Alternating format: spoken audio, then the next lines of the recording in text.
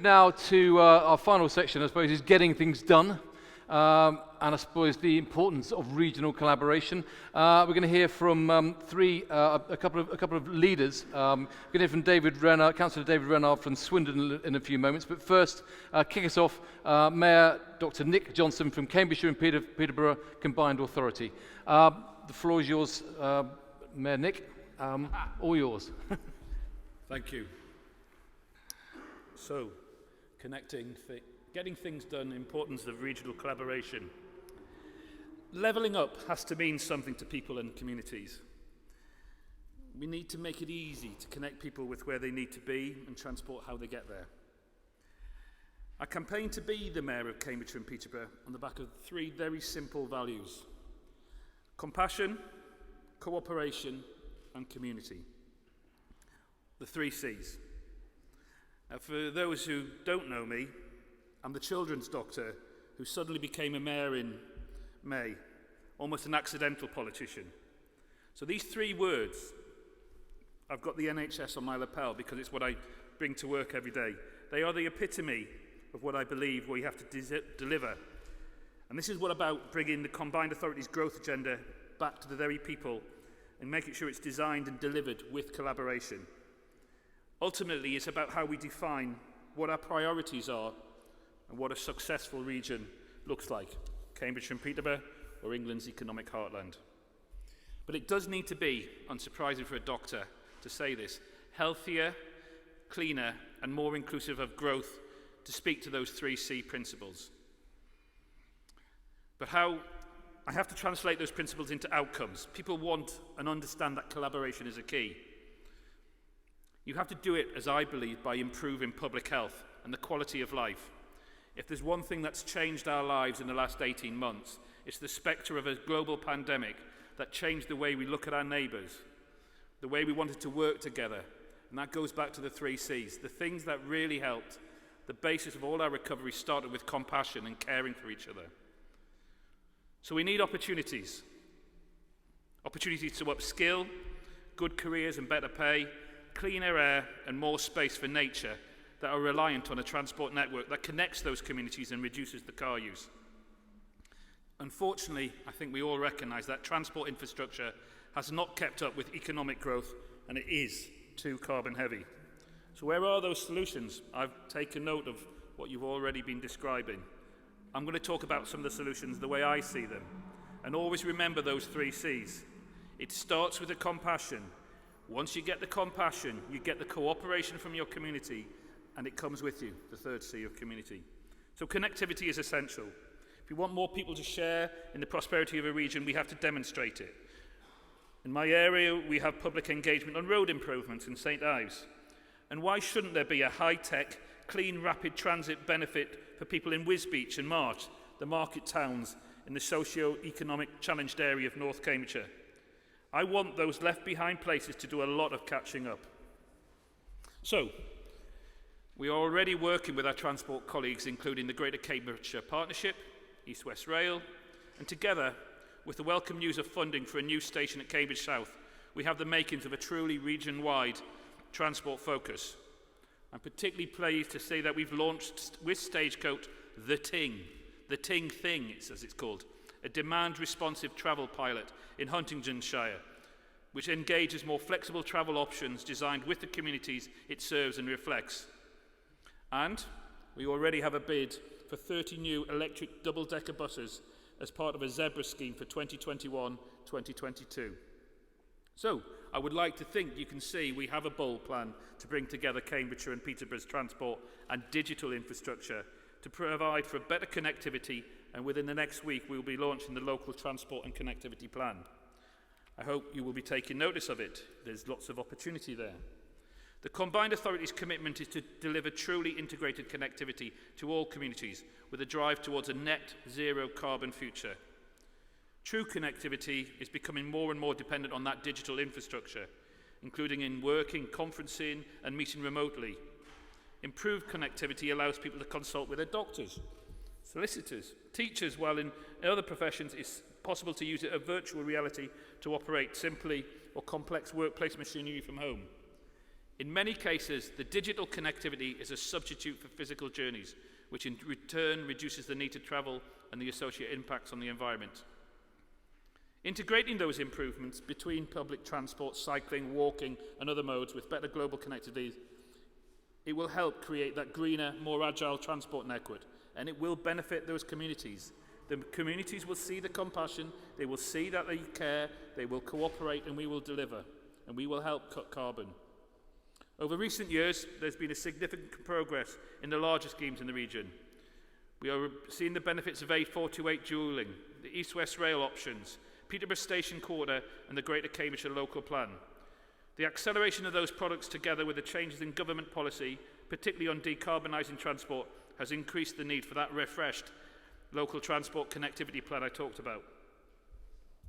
But I don't want to forget the environment. I am proud that my combined authority has voted to accept 31 recommendations outlined in a report commissioned and delivered for the Cambridgeshire and Peterborough Independent Climate Change Commission led by Baroness Brown. The Commission found in my area that carbon emissions across our region are 25% higher per person than the rest of the country, so we must act. We have set a clear target for reducing carbon emissions and must get on with delivering that in a fair, just and compassionate way. I will now work enthusiastically with all to act on this new green print. We're making the combined authority's own operations carbon net zero by 2030. So, since being elected in May, I started with a clean sheet and a plan to work collaboratively. I actually do believe that in politics you can do things differently. It perhaps speaks volumes that it's a Labour and cooperative mayor from traditionally blue Conservative areas of Cambridgeshire. I work across those political divides for the good of every citizen and to achieve the consensus we need to grapple with our biggest challenge, and what isn't the challenge of public health and the environment, as so clearly demonstrated in the last few years. I believe a truly combined authority, by definition, should set that example. I'll say it one more time.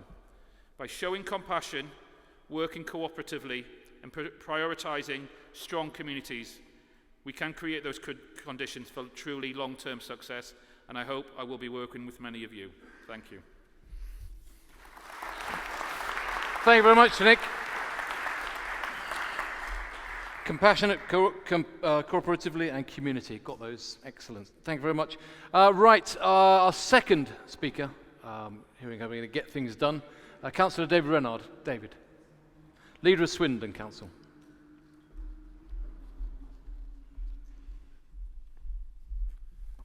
Thank you very much. Good to be here. As Steve says, I'm leader of Swindon Council. I also chair the Local Government Association board that's responsible for economy, environment, housing and transport.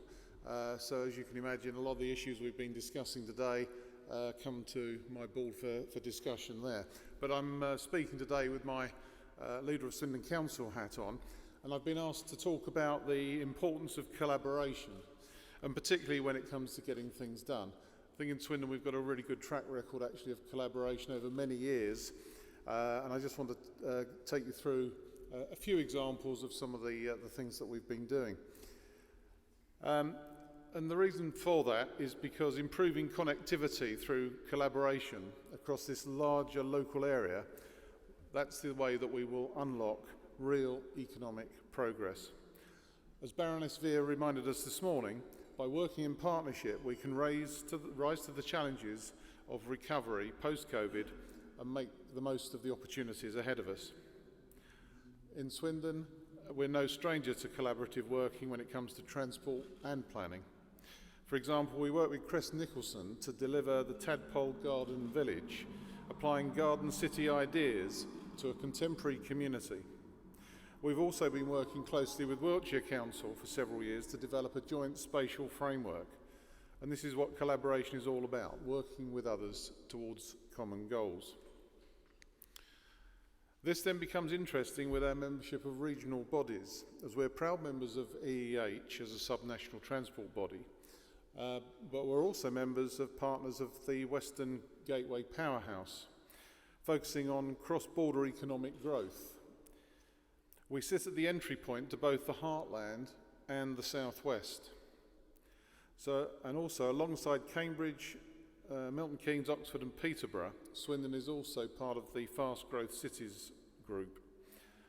As a regional body, all EEH members work together to shape the system so that it can take account of the social, environmental and economic aspirations of our communities. Collaboration is absolutely key for working towards a green economy that protects both people and the planet.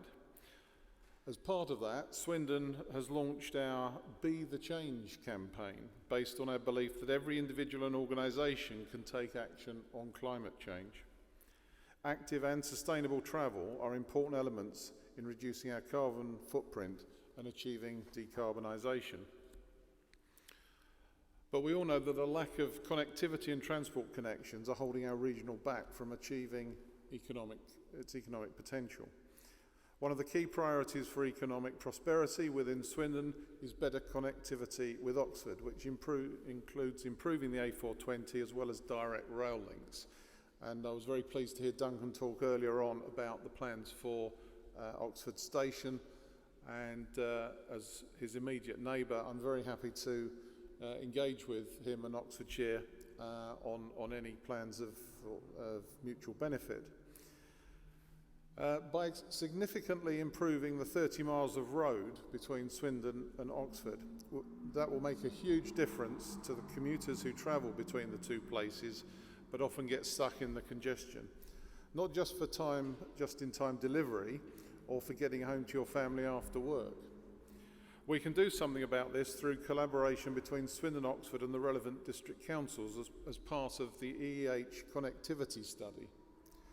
Regional collaboration that will bring tangible benefits to the local communities. And I'm delighted that the study is due to commence in January of 2022, and I, and I'm sure many others, will look forward to the outcomes with great interest. And of course for rail, it's not just passenger services that bring opportunity. We have a fantastic opportunity right now to increase rail freight usage within Swindon and reduce reliance on road haulage. At the old Honda site, there is an existing railhead that was envisioned as part of being a rail freight terminal to export to Europe via the Channel Tunnel. That currently sits there unused at present. Panattoni, the new owners, have a vision to see that site transformed into a world-class logistics and modern manufacturing centre. Given Swindon's logistics and distribution prowess, why wouldn't we want to exploit the existing infrastructure in our vital quest for net zero emissions through getting connected to the main line and operating a rail freight interchange? This will require collaboration across multiple organisations, and I encourage all interested parties to come to the table to make this happen. Whilst we're considering zero emissions, this gives me the opportunity to share the fantastic news that Swindon has made it to the next stage of the government's ZEBRA scheme, the Zero Emission Bus Regional Areas scheme. We are collaborating with our bus operators and the Department of Transport to co-develop a business case for investment in zero emission buses and supporting infrastructure. In fact, I went for a ride on an electric bus operated by one of our local bus companies only a week ago, and I have to say I was really impressed with the quality of that experience. And I know that there are other local transport authorities in the room who've also reached phase 2, including Cambridgeshire and Peterborough Combined Authority.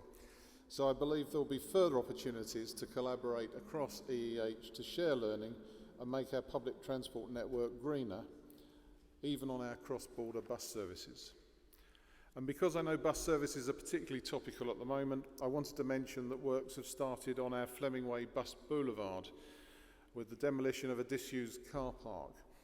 This project will create a single inclusive bus interchange for all bus services in the town centre, and it also forms part of our wider town centre regeneration transformation programme, which sees Swindon Borough Council collaborate with private and public sector bodies, both local and national, on a range of interventions designed to boost Swindon's economy.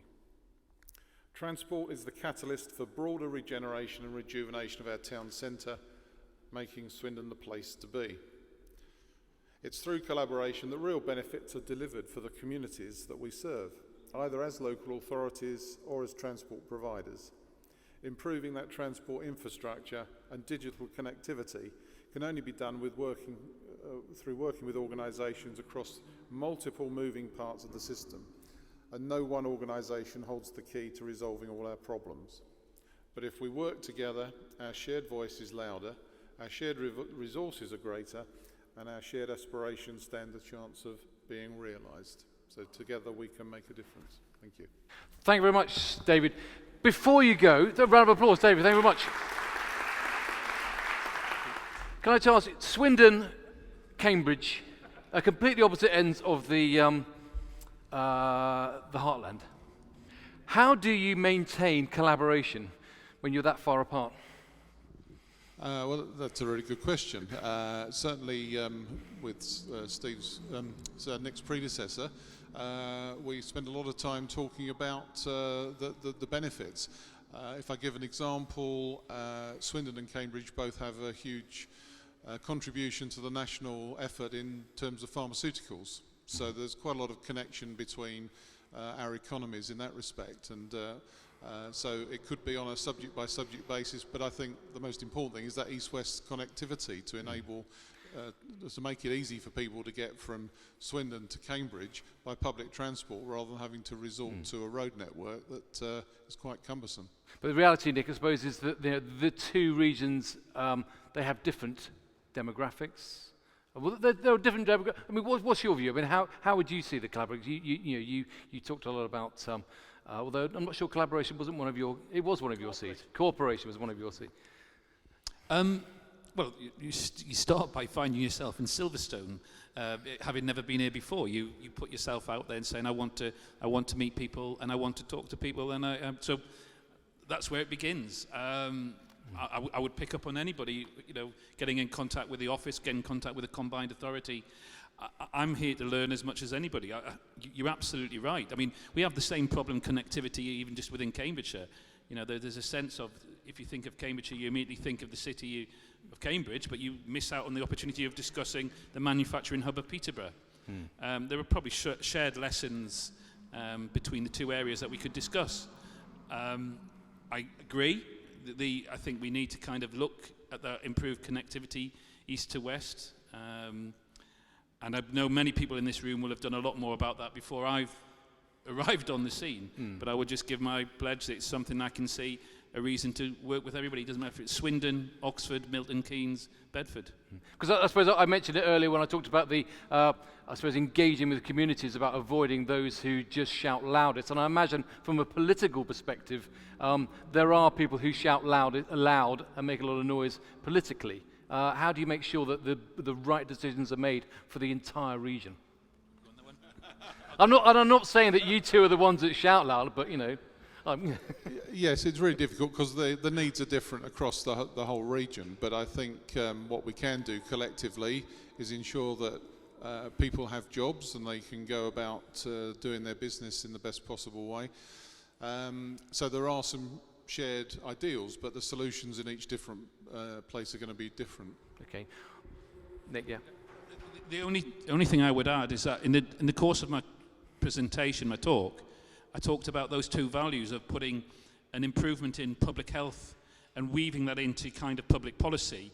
And when we would be foolish, as I came across torrential rains between Bedford and Milton Keynes, the environment and the change that has been reaped on us for decisions made about a carbon economy over many years, decades, hundreds of years, we need to focus on working together, and that goes across political divides, it goes across economic. If the rain falls on Swindon, it's going to fall on Cambridgeshire as well. Yeah, but often those decisions and those choices are, the phrase, politically, not necessarily politically the right ones that you could make.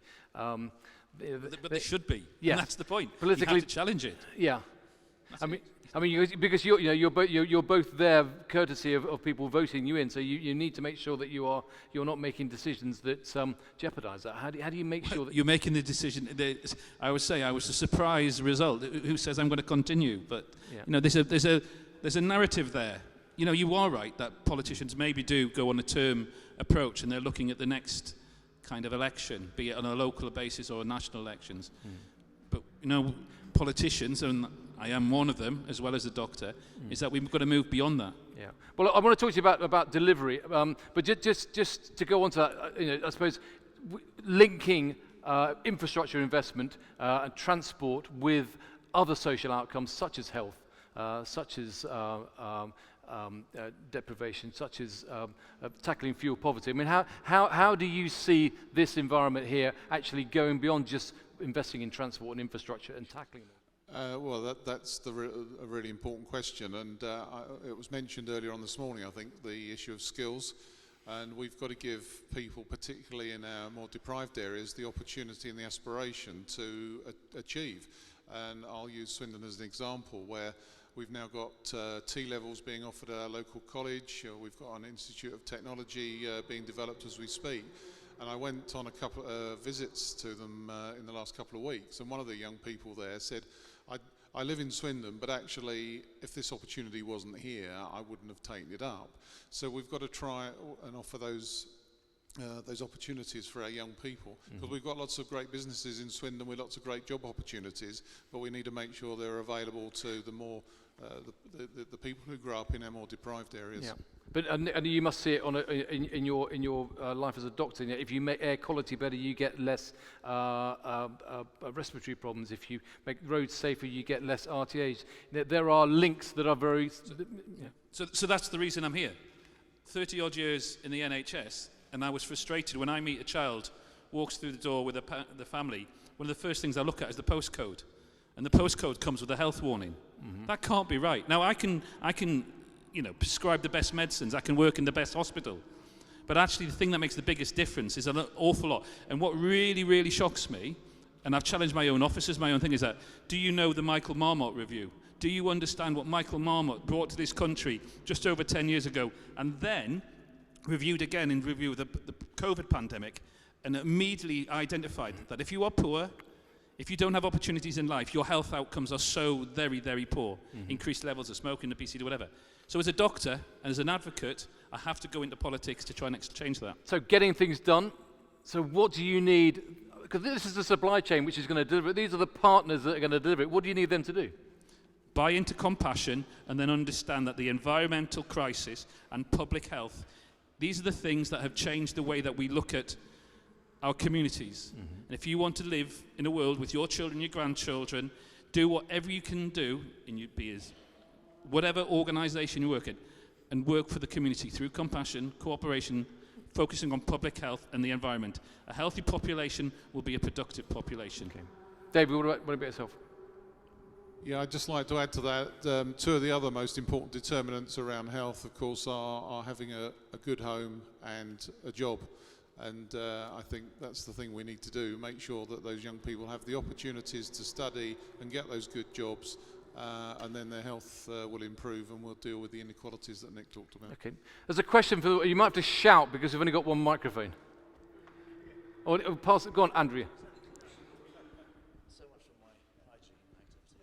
Andrew Ross from Global Garden. Nick, you mentioned that Baroness Brown, who is the chairman of the Climate Change Committee, has been supporting your key recommendations. And indeed, what the Climate Change Committee is focusing on is the application of green finance across our whole system scale to provide the health benefits that you're talking about. And the delivery mechanism surely is through the local authorities and the UK Municipal Bond Agency. Can't you get together to do it? That would be collaboration. David.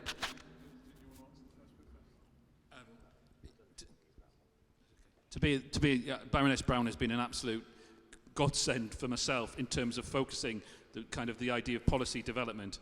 And I'll acknowledge it was the combined authority, the previous group, who'd actually asked for Baroness Brown to report. You are right, finance is obviously a challenge there. Any sort of decisions we make in trying to make really big changes, be it transport infrastructure, dealing with retrofitting houses within the scope of the combined authority, I have to be able to pass it through a board which has a very delicate mix of 2 Labour, 2 Liberal, 4 Conservative, and a business board member. Very important, the business board member. So there's a balancing act. That's where cooperation comes in.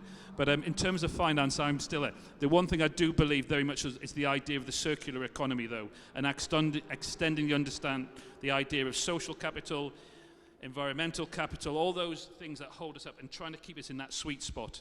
For those who don't know that, and I would also recommend the idea of donor economics is coming down the line, and we need to consider that. Thanks. In terms of the finance opportunities, yes, we do talk to Municipal Bonds Agency, and I'm aware that that green finance is available, but of course it's got to be done at scale. And that's one of the reasons why I think England's economic heartland is so important, because that does give us the opportunity to do it at scale.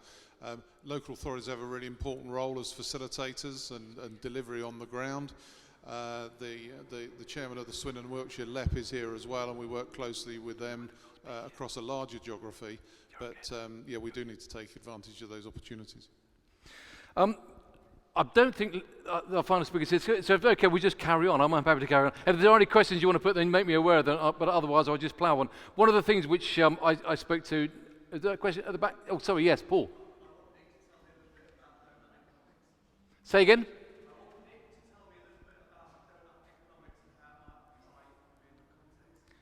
I think we've got a question at the back saying, can you tell us about donut economics, Nick? And how it applies here. Never ask a doctor to explain economics. You know, you'll always say, a doctor, you want to improve the NHS and you always need more money.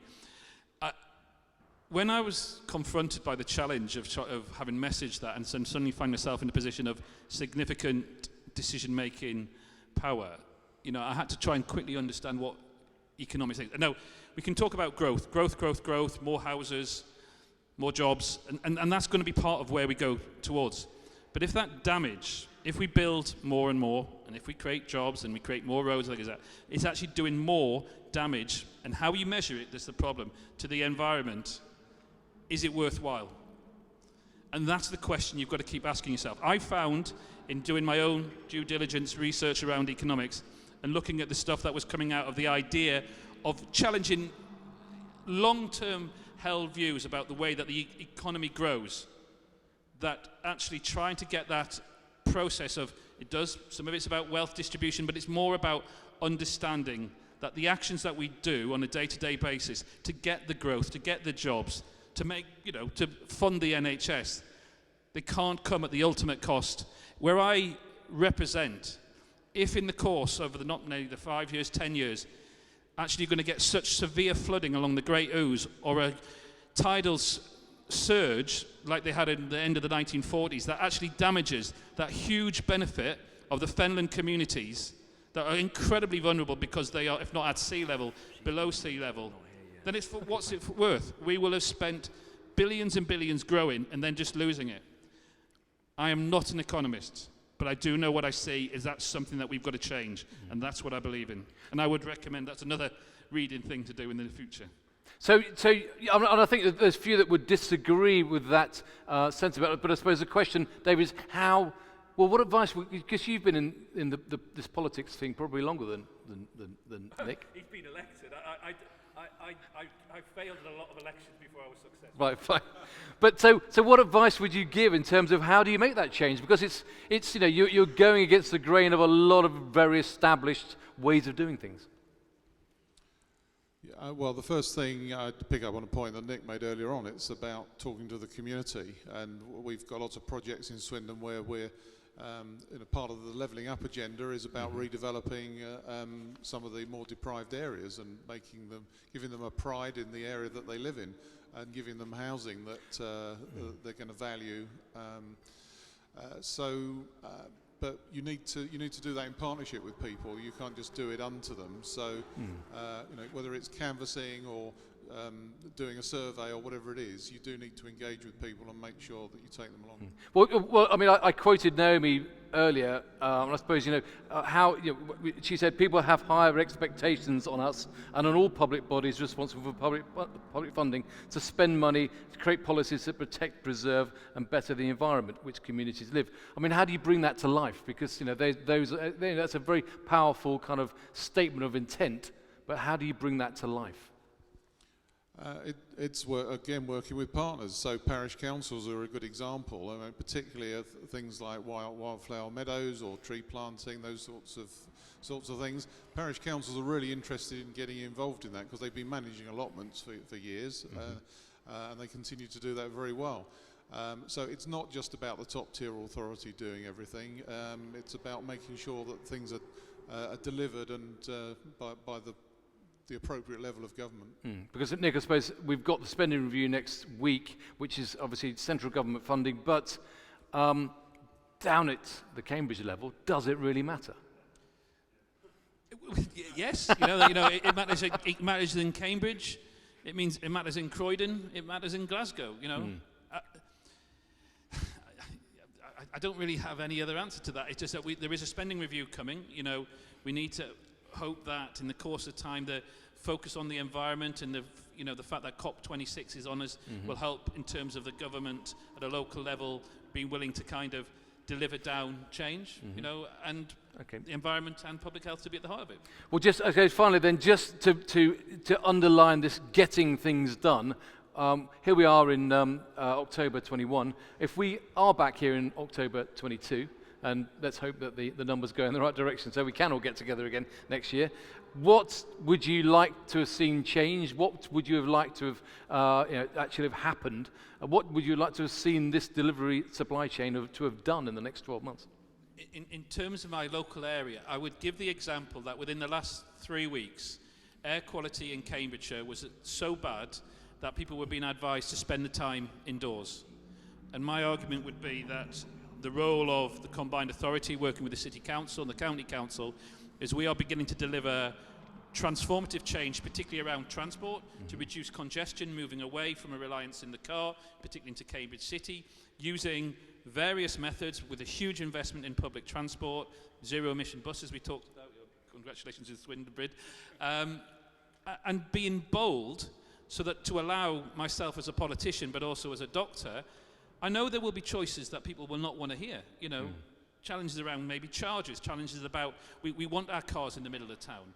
But I cannot, in all honesty, look anybody in the eye when there are children whose cause on a death certificate is now air pollution is being identified as a cause of contributing factor to why they died from asthma.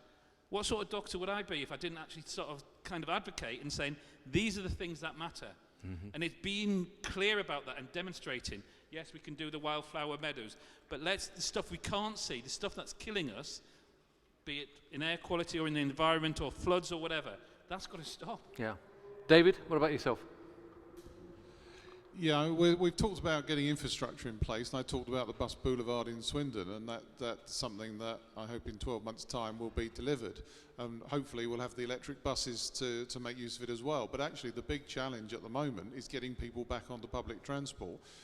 We know that leisure usage is back up to normal levels, but people are not using public transport at the moment to commute to the same level. And we know that we've got to get people out of cars, whether they're petrol, diesel or electric even, we need to get them onto public transport. So I think the big challenge in the next 12 months is not so much the infrastructure, but getting people to use it. Great stuff. David, Nick, thank you very much for sticking with me there. Round of applause for my two panellists.